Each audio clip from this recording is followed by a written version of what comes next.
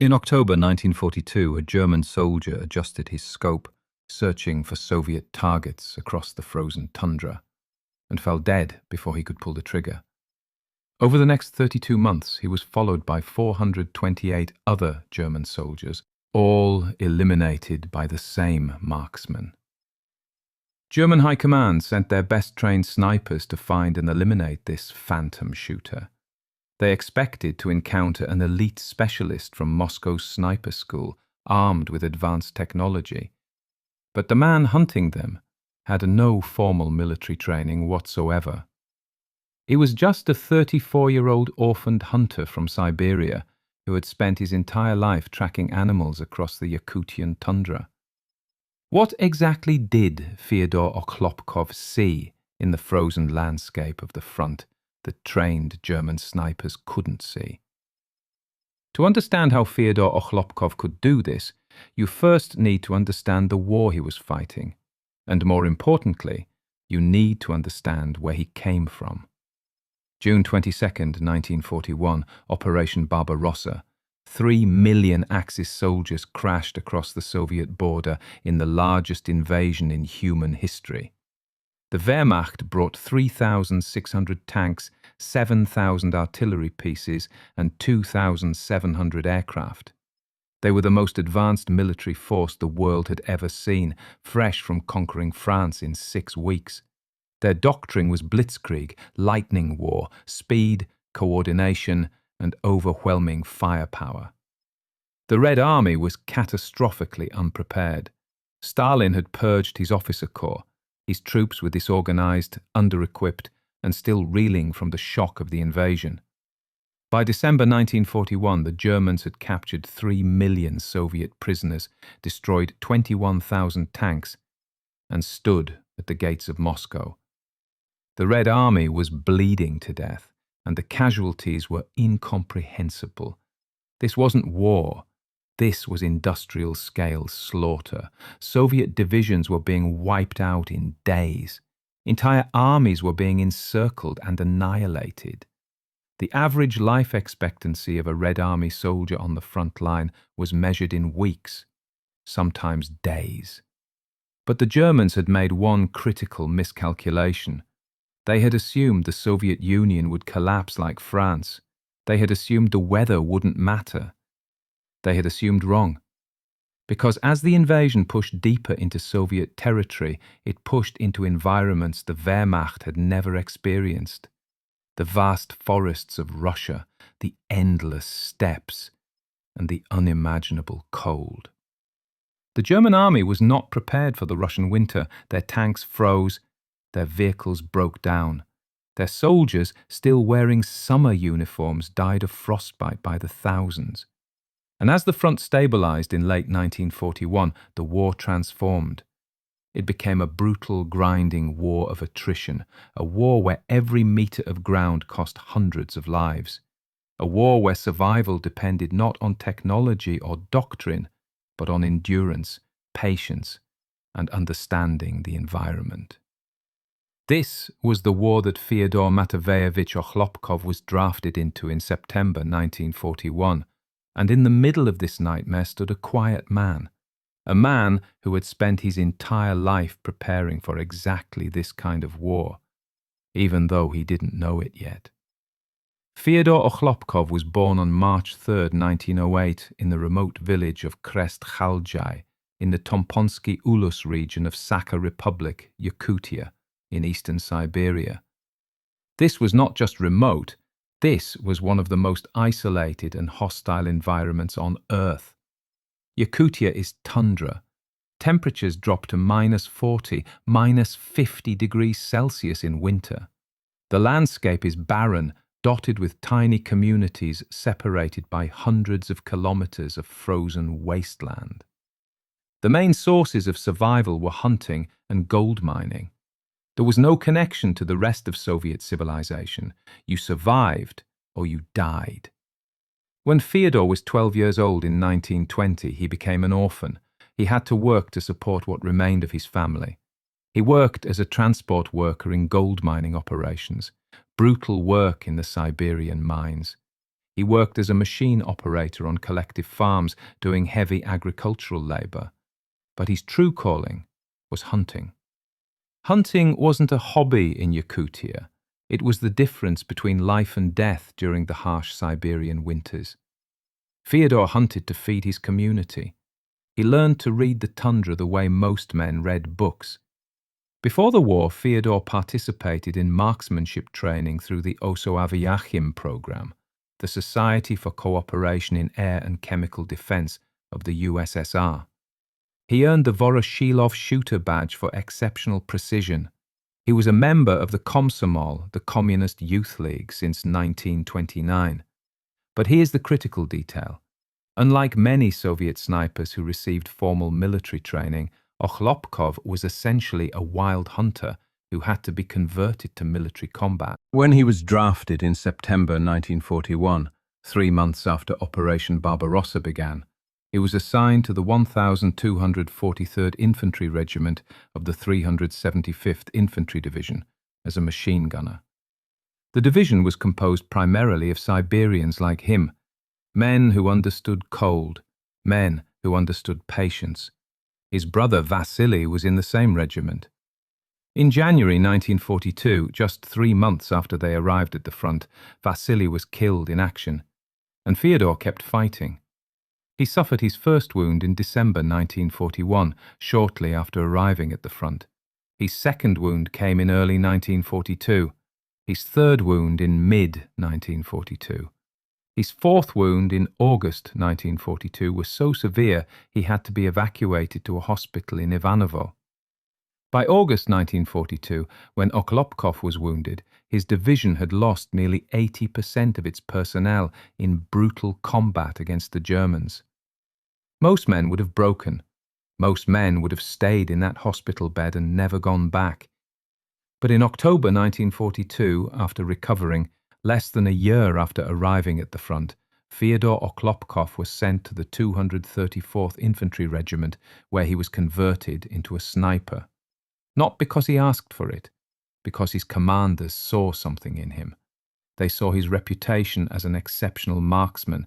They saw his refined survival instincts. They saw his ability to remain calm under extreme pressure, and they saw the mind of a hunter. The Red Army newspaper Defender of the Fatherland would later describe him as having the falcon eye of a hunter, the steady hand of a miner, and a warm, big heart. But what did that actually mean? What was the trick that transformed a Yakutian hunter into the most lethal confirmed sniper in Soviet history? It came down to one fundamental principle. Fyodor Okhlopkov didn't think like a soldier. He thought like a hunter. And that made all the difference. Standard military sniper doctrine taught patience, yes, but it also taught aggression. It taught taking shots when opportunities presented themselves. It taught maintaining fire superiority. German snipers were trained professionals. They had excellent equipment. They had telescopic sights. They had spotter teams. They followed military doctrine. Fyodor Okhlopkov threw all of that out. His primary rule was simple, and it came directly from hunting in the taiga. He rarely fired more than once from the same position. In the Yakutian wilderness, if you missed your shot at a wolf or a bear, it either ran away or it killed you. You got one chance, and after that shot, you moved, because the animal now knew where you were. The same principle applied to German soldiers. Fire once, move, disappear. The Germans would waste hours searching for a position he'd already abandoned. His second principle was extreme patience. He would wait hours, sometimes days, for a single target. German snipers, trained in the European theatre, thought in terms of engagements, multiple shots, multiple targets per position. Okhlopkov thought in terms of hunts, one animal, one kill, then rest, then move, then hunt again. He understood the natural rhythms of enemy movement the same way he understood the patterns of animal movement in the tundra. Soldiers, like animals, moved in predictable patterns if you watched long enough. They had routines, they made mistakes, and Okhlopkov waited for those mistakes. His third principle was reading terrain. In Yakutia, survival depended on understanding the landscape. Where would an animal move for food, for water, for shelter? Where would it feel safe? Okhlopkov applied this same logic to German positions. Where would a soldier feel safe enough to light a cigarette? Where would an officer stand to observe the battlefield? Where would a sniper position himself thinking he was invisible? After firing, Okhlopkov would change position or relocate completely. He created mental diagrams of terrain reference points. He understood how the enemy would move the next time. This was terrain reading learned from hunting. And his fourth principle was dueling enemy snipers. Okhlopkov became renowned for engaging in prolonged duels with German snipers. His technique was simple but devastatingly effective. Wait for the enemy sniper to reveal his position, then fire one exact shot. This technique was identical to hunting. Find where the animal is, be patient, fire once with precision, then move before the animal's pack responds. He also understood something that German snipers, with all their training and technology, didn't fully grasp. The landscape itself was a weapon. The frozen tundra, the snow, the cold that the Germans feared. This was Okhlopkov's home. He had spent 20 years surviving temperatures that would kill a German soldier in hours. He knew how to move silently through snow. He knew how to remain motionless in freezing cold for hours without his body betraying him.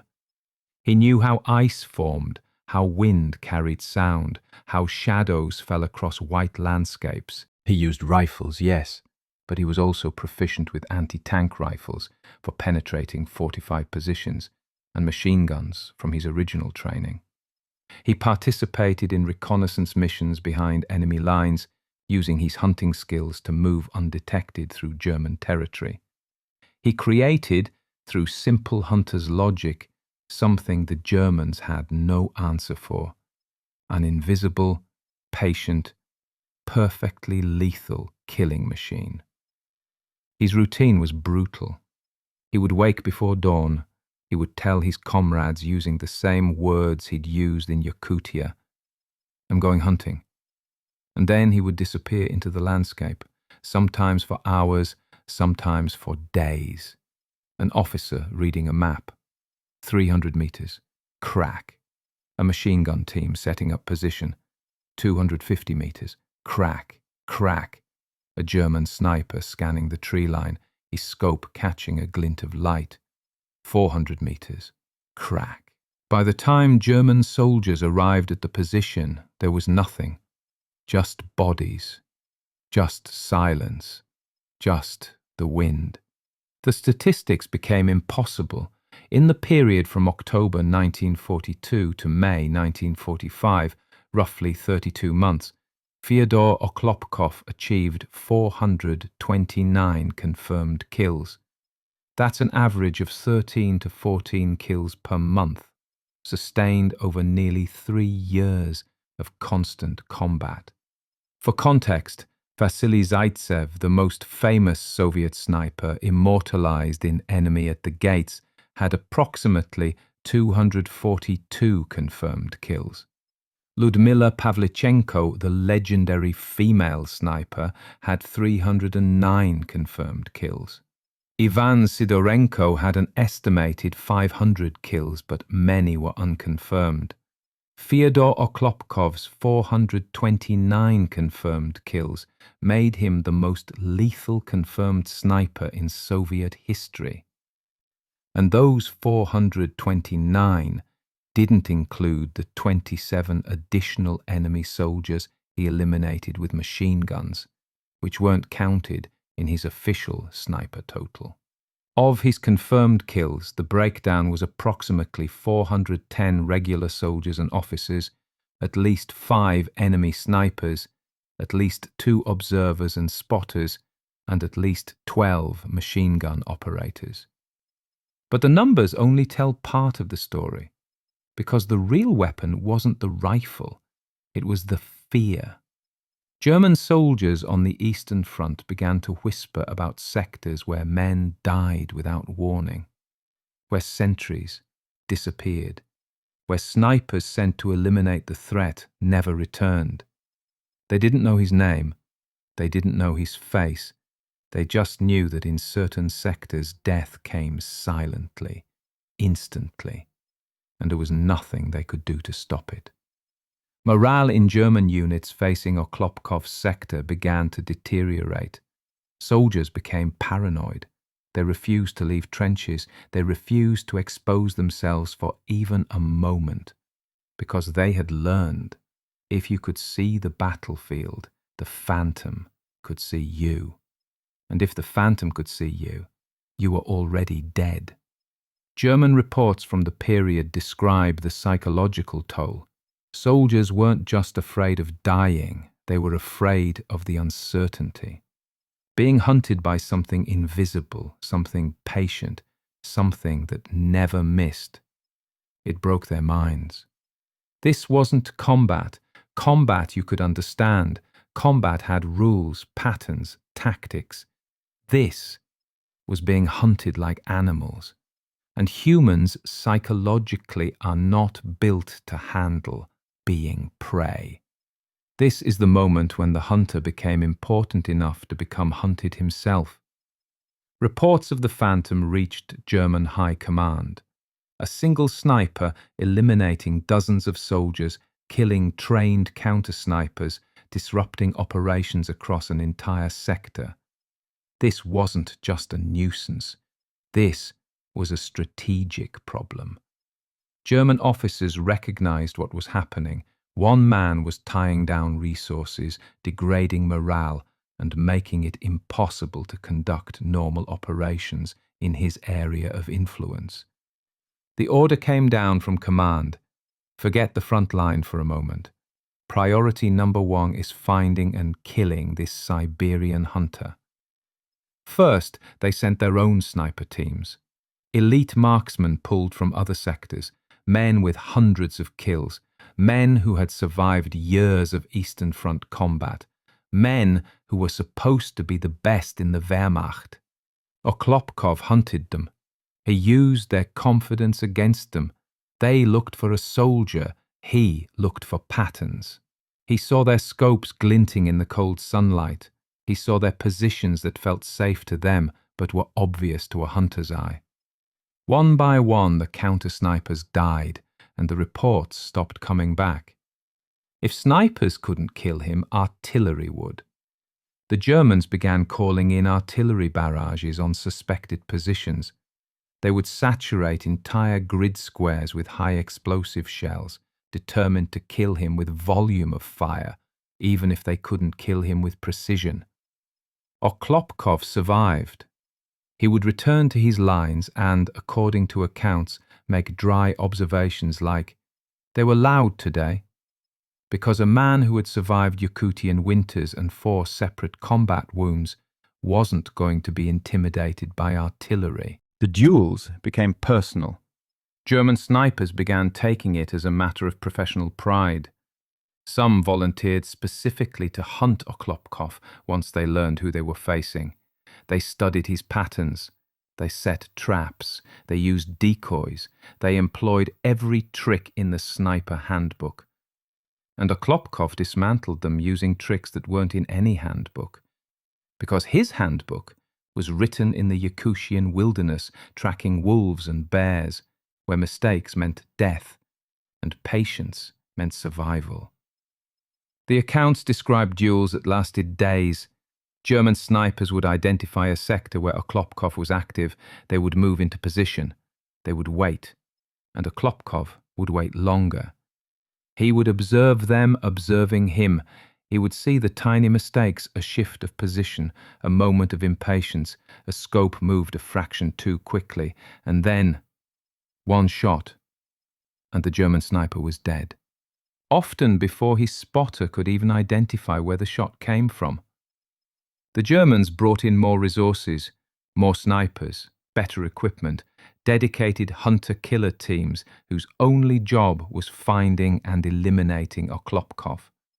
And month after month the body count rose. Not of Soviet soldiers, of Germans. The tactical situation became absurd. German commanders were dedicating entire platoons to hunting one man. Resources that should have been fighting the Red Army offensive were instead tied up trying to neutralize a single Siberian hunter who refused to die, refused to be found, and refused to stop killing their soldiers. But war is not a movie, and heroes don't walk away unscathed. Fyodor Okhlopkov had already been wounded 4 times by August 1942 before he even became a sniper. Each wound was severe enough to require evacuation. Each time he recovered and returned to the front. His body was already a map of scars and damage.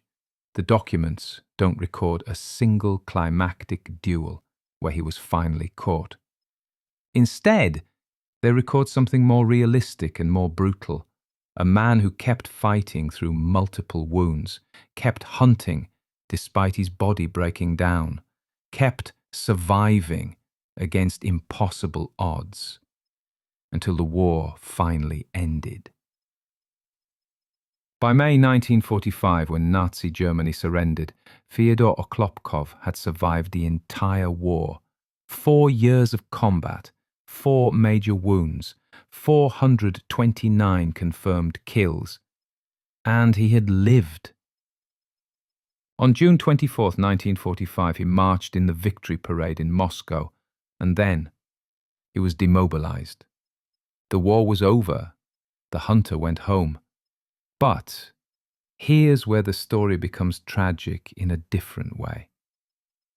In May 1944, Fyodor Okhlopkov was nominated for the title of Hero of the Soviet Union, the highest honor the USSR could bestow after recording his first 420 confirmed kills. This should have been automatic. Other snipers with fewer kills had received the honor. The nomination was submitted and it was rejected for obscure reasons. The reality was likely bias. Okhlopkov was Yakut, an indigenous Siberian from a marginalized community in the Soviet hierarchy. He wasn't Russian. He wasn't from a major city. He wasn't politically connected. He was a hunter from the edge of nowhere who had done the impossible, and the Soviet bureaucracy couldn't quite bring itself to give him the recognition he deserved. He returned to Yakutia. He worked as director of the military department of the Communist Committee of Tatinsky District from 1945 to 1949. He served as a member of the Council of Nationalities of the Supreme Soviet in 1946. He worked as director of the Tatinsky Office of Fur Procurement from 1949 to 1951. He worked as a manager of the Tatinsky District Office of Yakutsk Meat Trust from 1951 to 1954. He worked on collective farms from 1954 to 1960. He retired in 1960. He married Anna Okhlopkova. They had 10 children. His wife was awarded the title Mother Heroine by the Soviet Union. And for 20 years, Fyodor Okhlopkov lived in obscurity. The most lethal confirmed sniper in Soviet history was forgotten. While Vasily Zaytsev became a legend, immortalized in propaganda and eventually in Hollywood films, Okhlopkov lived quietly in Siberia, far from the centers of Soviet power, until a group of veterans decided to fight for him. They petitioned the Soviet government to recognize what Okhlopkov had done. They gathered documentation. They testified to his service. They refused to let his story die. On May 6, 1965, 20 years after the end of the war, 21 years after his nomination was rejected, Fyodor Matveyevich Okhlopkov was finally awarded the title Hero of the Soviet Union and the Order of Lenin, timed to coincide with the 20th anniversary of Victory Day. He was 57 years old. He had waited 2 decades for the recognition he should have received in 1944. 3 years later, on May 28, 1968, Fyodor Okhlopkov died at the age of 60.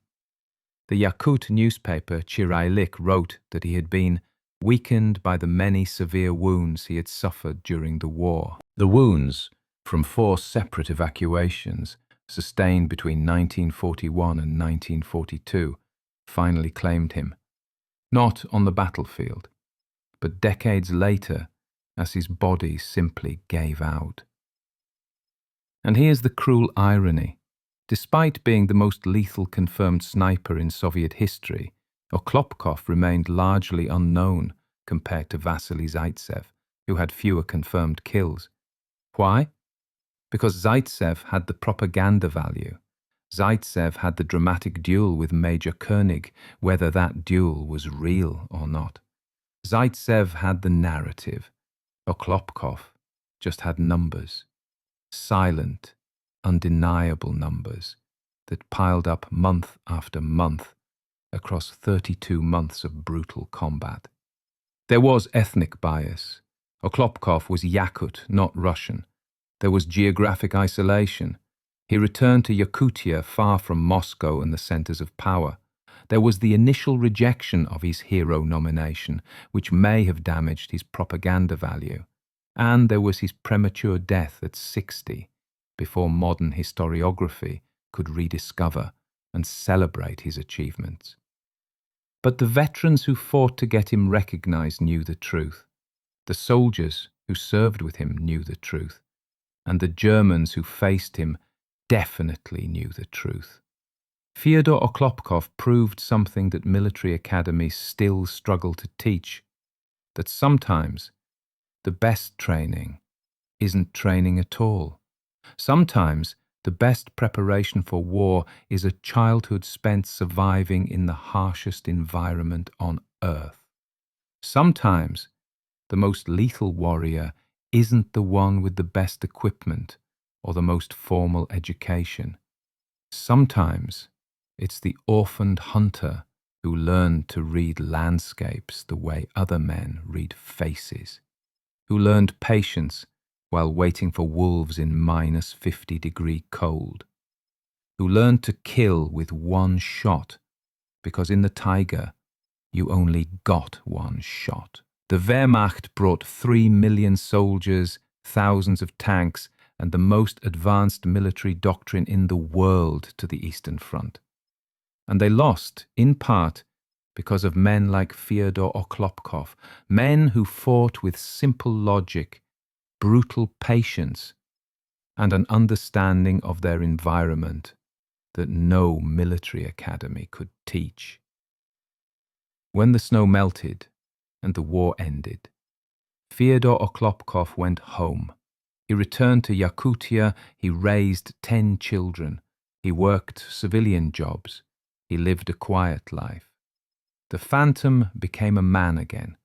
The hunter returned to being a farmer, a worker, a father.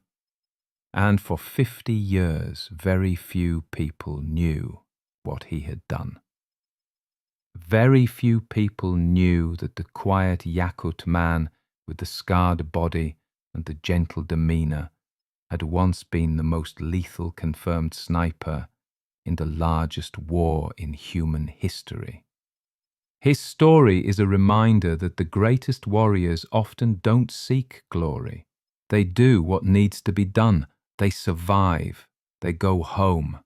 And they live with what they've seen and what they've done, quietly, without complaint, until their bodies finally surrender to wounds sustained decades earlier, in a war that changed the world. If you found this story powerful, please like this video. It helps others discover these forgotten histories. Subscribe to the channel for more stories of ordinary people who did extraordinary things. And we'd love to hear from you. Leave a comment below telling us where you're watching from, and if you've heard of Fyodor Okhlopkov before, because stories like this deserve to be remembered. Heroes like this deserve to be honored, even if that honor comes 80 years too late. Thank you for watching, and thank you for keeping these stories alive.